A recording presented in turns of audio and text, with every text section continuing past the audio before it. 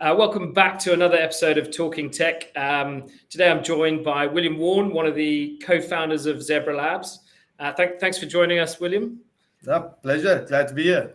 Maybe the sort of good starting point is for all of our followers. Can you do a little introduction into like your background, who you are, and where you are today? Yeah, sure. So my name is William Warne, fellow South African, co-founder of ZebraLabs, proud co-founder with two others. I'm a software engineer by trade, focus on product design, operational design, system design. What really drives me in these areas is, I'd say, just curiosity and passion to solve problems. That's been the case as long as I can remember, really. So yeah, that's it seems like a common thread with like entrepreneurs. They come from like a passionate technology background that drives them to kind of delivering or creating a company that solves problems. Maybe like from what was the idea behind ZebraLabs? What was that born out of for you guys as a company? Yeah, no. So I mean, as you rightly put it, that really ties us together. You know, that desire to solve problems, and really it's sort of a curiosity about life and just always thinking about things going on and strategies. I met James and Luke, the other co-founders at university. We all studied engineering together. Good friends, and yeah, really respected each other and admiration for each other's work. And yeah, that kept us in touch as things moved on, and that's what ZebraLabs grew out of. Maybe to introduce them briefly, James, he's one of those annoying guys who comes first in his class in machine learning at Imperial College, for example, without seeming to break a sweat, while doing two other things. Yeah. You know the type. Yeah, absolutely.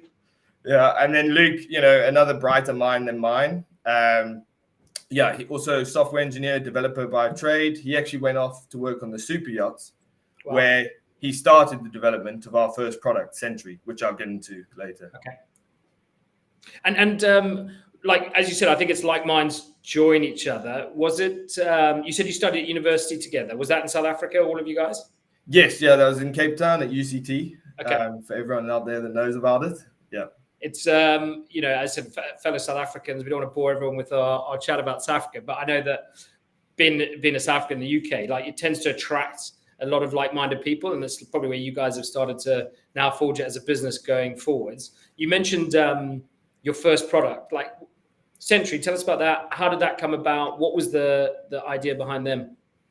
Right. So yeah, as I mentioned, Luke started the development of that. Really just solving the problems he saw himself on the vessel he was on. So he was working a super yacht.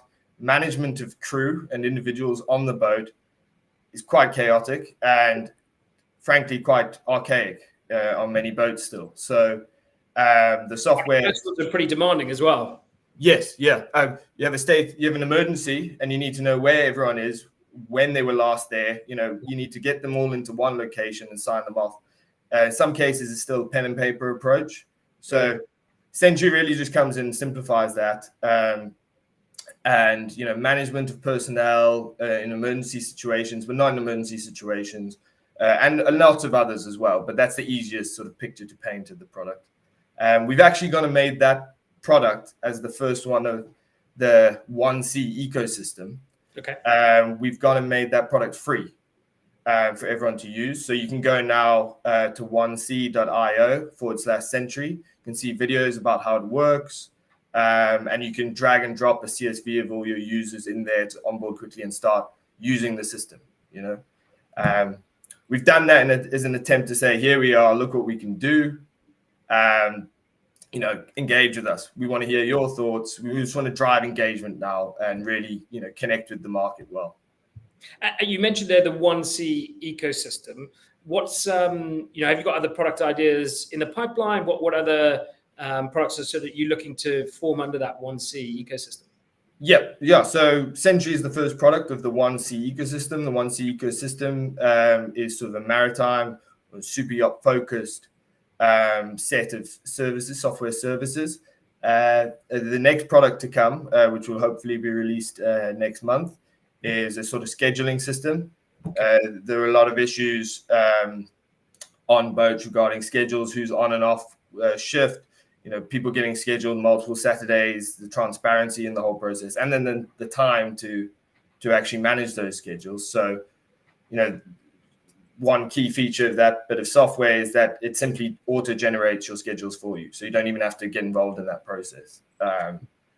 So yeah, that's next in the pipeline. And like generally, I know that like ideas are born out of like a problem that it sounds like Luke found and trying to solve, and then building that out into a suite of products specifically for, you mentioned the super yacht industry, but it also sounds like this is a product that could scale into other industries. Are you trying to target other markets? Is there a thought behind that? So I know you're grinning. I feel like this is like I'm leading you into something you either do want to go into or you don't want to go into.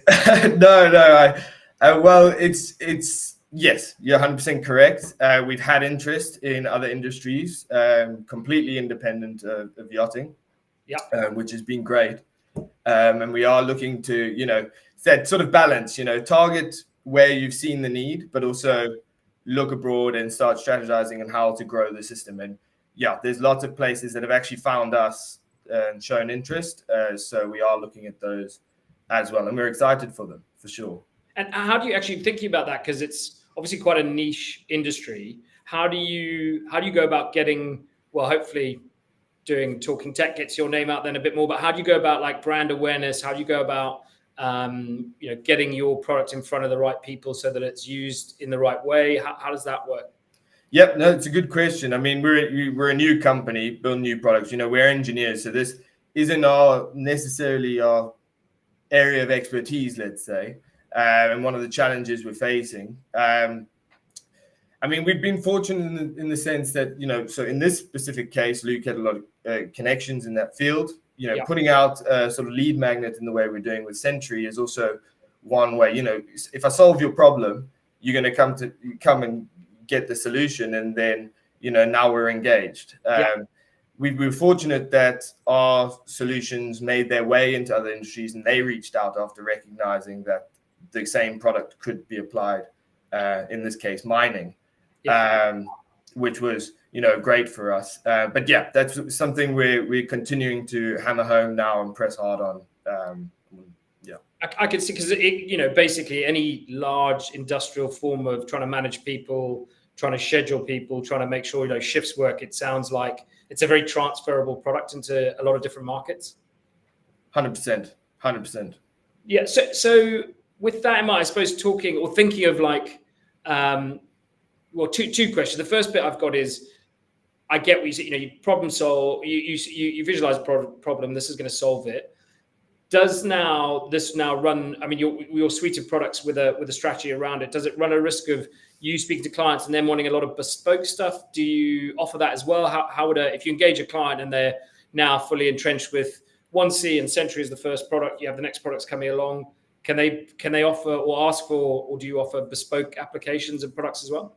Yep. So it's a good question. Obviously bespoke per boat is quite a tricky thing to scale up on. Luckily, in these industries, there's generally a systematic approach that is applied across all boats for things like roll call, or to use the terminology, mustering. There's a common approach which we can apply, but we need to engage as much as we can with the people on the ground to really understand what their needs are and build the solution that works generically, but also they can customize it for themselves, by putting in the parameters that they want. The approach that ZebraLabs takes in this is really getting the engineering team involved with the clients sort of directly, instead of having a project manager translating needs, put the client in the driving seat, get them to project manage. It's your job as an engineer to solve the problem and then scale in a scalable way.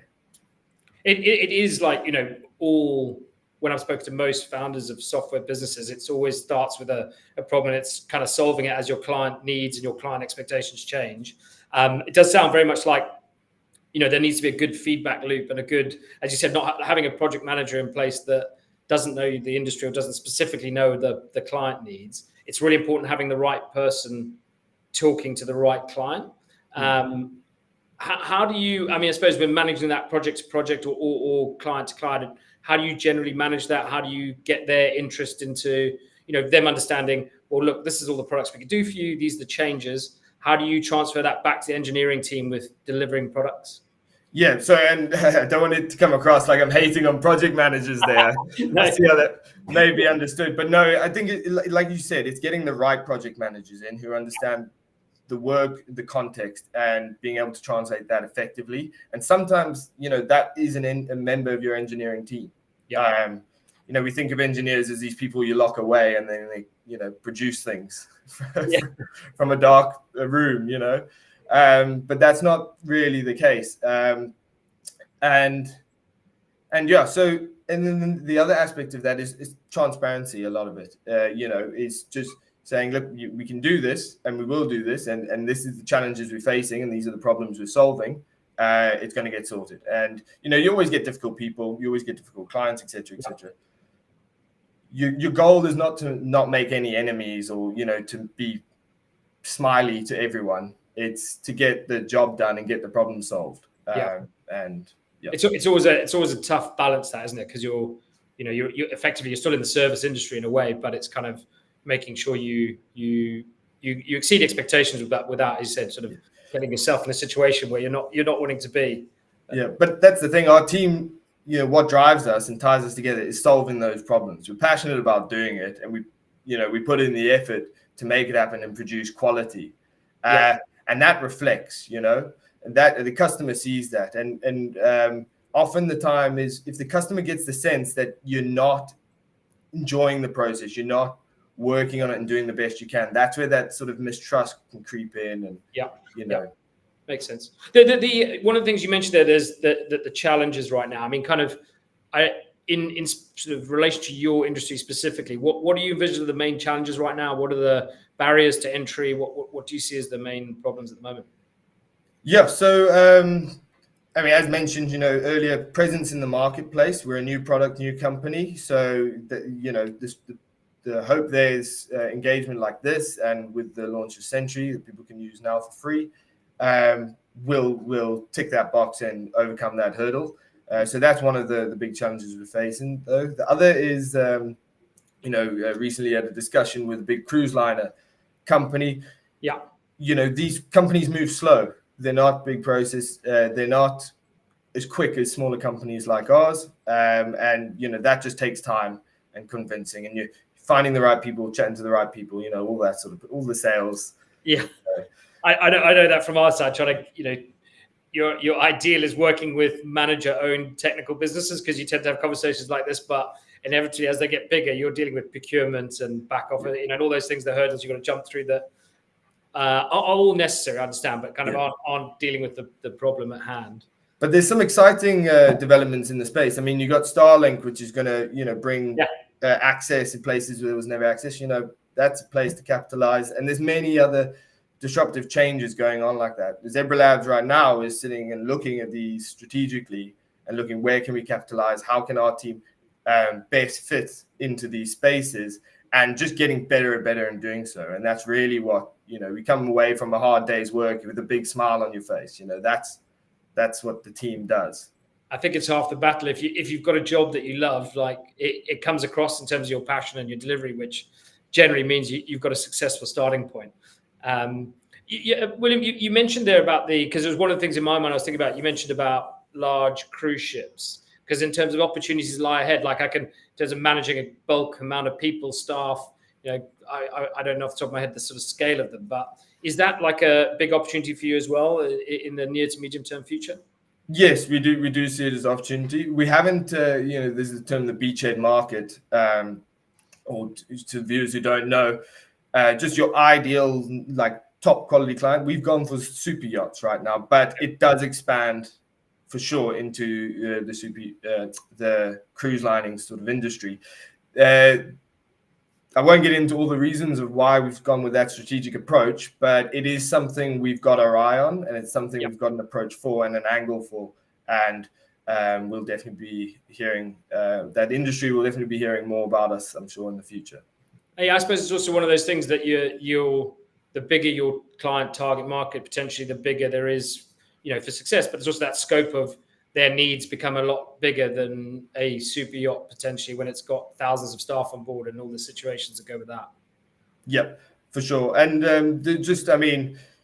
with these big companies, and the way tech's going at the moment is you can have things in-house and developed in-house, but you have to leverage other teams. Even as software developers, you're building any software these days, you're leveraging other software products to build it. No one's building from scratch.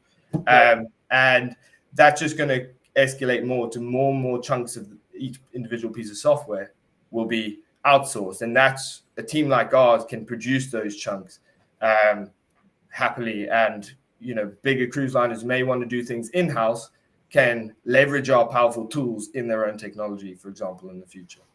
That makes sense. Just in closing, because I'm conscious I've kept you for a while, and I know that you're a busy man. So hopefully, what we can do is a future couple of episodes as well around the next product releases of OneSea. But in terms of your, I suppose, just a wrap up around where you see you guys over the next 6-12 months and the opportunities that lie ahead. What's kind of like, what does that look like for you as a roadmap? Where would you like to be in the next 6-12 months? Sure. So, going forward, there's going to be more products coming from OneSea in that ecosystem. We've already identified a few areas where we're targeting, and those are in the pipeline. So that's exciting. ZebraLabs is, I like to use the term potent team, potent products, and we're looking for more clients, more projects to really just sink our teeth into and get running with. So that's through investment and more clients as we grow our presence in the marketplace. So that's really exciting. We've got some exciting plans for the future, but maybe I'll save that for another time. But yeah. Look, I really appreciate your time, and it's such an interesting concept, an interesting product that you're starting to develop. Love hearing about like new startups, especially fellow South Africans. I love the success and where it's going.